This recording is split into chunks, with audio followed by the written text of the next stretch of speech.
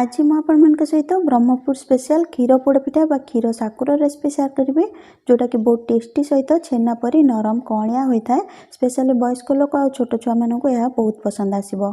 Video को पूरा निश्चय देखूँ। नमस्कार मो अपू कुकुतपुड़िया चैनल आप समस्त को बहुत बहुत स्वागत।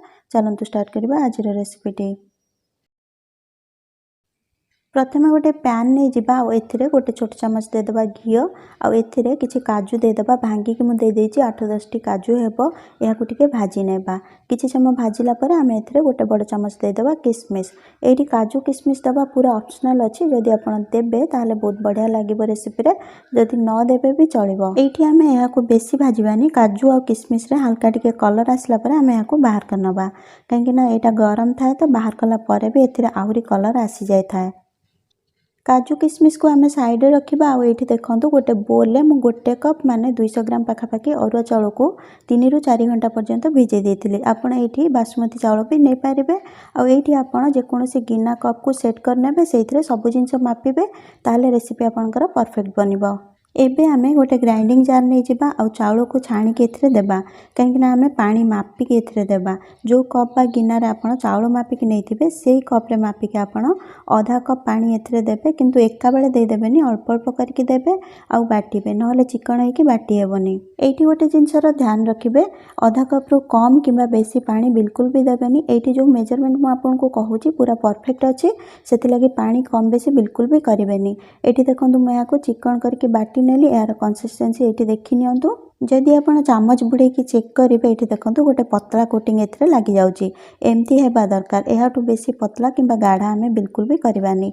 एबे आमे याको साइड रे रखिबा। आ गोटे कड़ाई रे मु नै जाइची 1 लिटर क्षीर। एठी देखंतु एठी मु पैकेट क्षीर नैची, आपण जे कोनोसी क्षीर नै पारिबे। एठी मु 1 लिटर माने 4 कप क्षीर नैची। जेतिकी मु चाउल नैथिली तार 4 गुणा क्षीर नैची। आपण सेमती जो गिना कप रे मापिकी चाउल नैथिबे तार 4 गुणा क्षीर नै जिवे।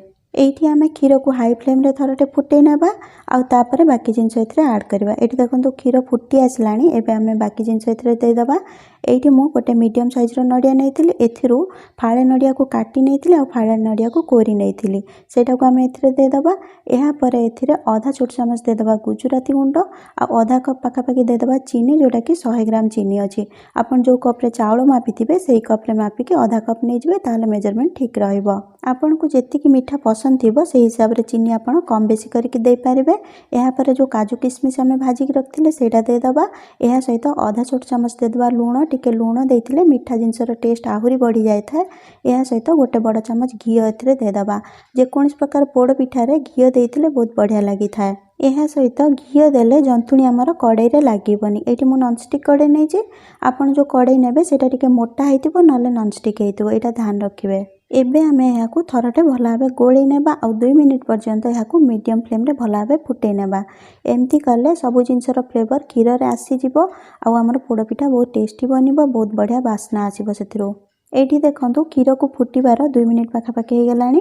एबे आमे एथिरे चाउल बटा जो रखिथिले सेटा दे देबा, किंतु थरटे भला भाबे याकू गोळी नेबा, काहेकि आमे आगुरु बाटिकी रखि देइथिबा तो एटा तळे जमी जाइथिबो आउ पानी ऊपर खाली थिबो। सेति लागि भला भाबे गोळी नेबा आउ लो फ्लेम रे एही बैटर को आमे धीरे धीरे ढाळिबा आ भला भाबे गोळेबा। रही रही के आपण ढाळिबे, एकाळे बिल्कुल भी देबेनी, नहले लम्स बा बिंडी एथिरे बन जिवो।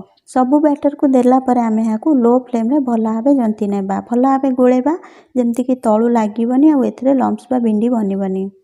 एठी मु आपन गोटे अनुरोध करबा चाहूची, जदि आपण चैनल को प्रथम थर पय आछंती आ वीडियोटी आपनको भल लागुची ताले प्लीज चैनल को सब्सक्राइब करंतु, बेल आइकन को प्रेस करंतु, या सहित ऑल ऑप्शन ने क्लिक करंतु। एमती कले मोर नुवा वीडियो रो अपडेट आपनको सबुठु आगे मिलिबो। जदि आगरु आपण चैनल को सब्सक्राइब करि नै चंती ताले आपनको बहुत बहुत धन्यवाद। वीडियोटी भल लागिले गोटे लाइक करंतु, निज फ्रेंड्स और फैमिली सहित याको शेयर करंतु।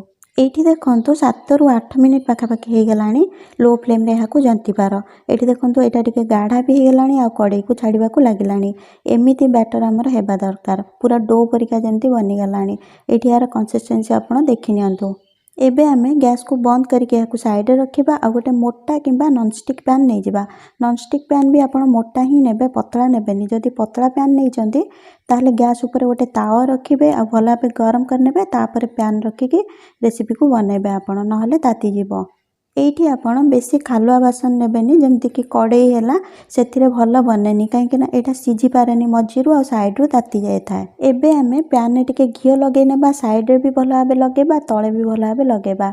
एहा परे मु एथिरे टिके कदली पत्र दे दोची आपण एठी शाळ पत्र किंबा बटर पेपर भी दे पारिबे किछि न देकी भी बने पारिबे। किछि न देले कोन होय कि बेले बेले तळु बेसी जळी जाय थाए। एबे आमे कदली पत्र ऊपर 2 बड़ चमच घियो दे दबा कहीं ना पोड़ पिठा बनाउचंदी टिके घियो अधिक देले भल लगी था। आपण चाहिले गोटे बड़ चमच घियो भी दे पारिबे किंतु दबा बहुत जरूरी। एया को आमे भल भाबे खेळे नबा पत्र ऊपर एमती कले पिठा हमर पत्र रु भल भाबे छाड़ी जीवो। एबे आमे एथिरे जंतुणी को दे दबा आ भल भाबे ऊपर प्लेन करनेबा।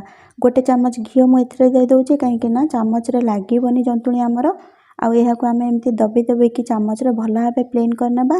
घियो एमती ऊपर देले एक तो प्लेन करिया पे हमको सहज हेबो। एहा सहित पिठा ऊपर बिल्कुल भी सुखीबनी कळिया रहइबो। एहा परे पैन को आमे गैस ऊपर रखिबा आ लो फ्लेम रे 20 रु 25 मिनिट पर्यंत छाड़ी देबा। 20 मिनिट परे आपण चाहिले थरटे टूथपिक लगे कि आकु चेक कर पारिबे नले हाथ लगे कि चेक कर पारिबे। जदी हाथ रे लागुनी ताले आपण जानिबे एटा भल भाबे बेक हे गेला। एठी देखंतु पाखापाखि 25 मिनिट हो गलानी। एठी मु फ्लेम को लो रे रखिथिली 25 मिनिट पर्यंत। एबे आमे हाथ लगे कि आकु चेक करिबा। एठी देखंतु हाथ रे बिल्कुल भी लागुनी त माने एटा भल भाबे बेक हेची।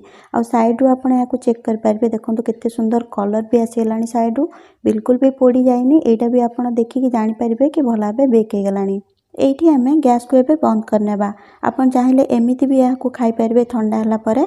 मु किंतु यार ऊपर पट को आउ टिके पोड़ी नेबी जोथरे कि बेसी भल लागि थाए सेथि लागि याकु 10 मिनिट प्रथमे ठंडा करनेबा। तापरे गोटे तावा रे टिके घियो लगे नेबा। एमति कले पिठा एथिरे बिल्कुल भी लागिवनी। तावा को आमे पैन ऊपर रखिबा एमति उल्टे नेबा। एठी आपण ध्यान रखिबे पिठा टिके ठंडा हला परे आपण याकु उल्टेबे नहले भांगी जिवो काहे ना ए पिठा बहुत नरम थाए। एठी देखंतु पिठारे केते सुंदर कलर आछि केते बढ़िया बनछि पिठा हमर। एबे आमे एथिरे जो कदली पत्र देथिले सेटा बाहर करनेबा। कदली पत्र देथिले बोली देखंतु यार मझी जगह बिल्कुल भी पोड़ी जायनी। नॉर्मली मझी रु ही बेसी ताती जाय थाए सेति लागि आपण सब बेले गोटे छोट पीस कदली पत्र शाळ पत्र किंबा बटर पेपर एथिरे निश्चय देबे ताले पिठा आपनकर बिल्कुल भी पोड़ीबनी। एबे आमे याकू 10 मिनिट पई लो फ्लेम रे आउ थरे छाड़ी देबा। एठी देखंतु मु गैस ऊपर रख देली 10 मिनिट परे आमे याकू चेक करबा। एठी देखंतु 10 मिनिट परे मु याकू बाहर कर नेथिली। एठी आमे गोटे टूथपिक लगे कि याकू चेक करबा। एठी देखंतु पूरा क्लीन अछि टूथपिक हमर। आगरु भी आपण जदी चेक करथांदे ताले भी क्लीन थांदा काहे ना एटा भल भाबे बेक हेतिला। खाली ऊपर पटु हमकु टिके पोड़ीबार थिला सेति लागि आमे आउरी 10 मिनिट याकू बेक करले। एबे आमे याकू भल भाबे ठंडा करबा तापरे याकू काटिबा।